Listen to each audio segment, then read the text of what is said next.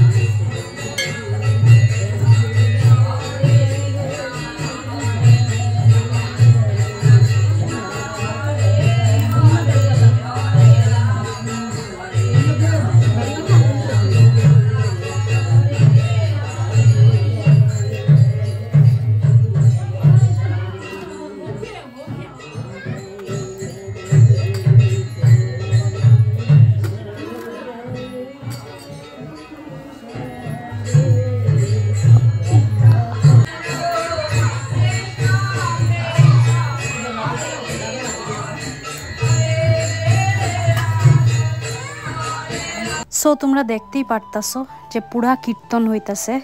আর তারা যখন পূজাটা কইরা লইছিল তখন তো আমি ক্যামেরা ধরছিলাম, বাট আমি যখন করতেছিলাম তখন ক্যামেরা ধরার কেউ আসিল না, এলিগা নিজেই ধইরা করছি। তো তারপরে বাইরে আইছি কাটি আর প্রদীপ দেখাইয়া তারপরে আমরা এখান থেকে বাইরে যাব। এই মন্দিরটাতে খালি শিব ঠাকুর না, গণেশ ঠাকুর, লক্ষ্মী ঠাকুর, শনি ঠাকুর, হনুমানজি সব ঠাকুরেই আছে। আর সব ঠাকুরেরই পূজা একেলগেই দেওয়া যাইতে পারে। আর এখানে দেখো তার লগে লগে সবরে খিচুড়িও আজকে খাওয়ানো হইতাছে, কিলেকি আজকে তো মহাশিবরাত্রি, ওই উপলক্ষে। এই দেখো তোমরা কি সুন্দর লাগতেছে লক্ষ্মী ঠাকুরটারে, আমি তো চৌকেই সরাইতে পারতাছিলাম না।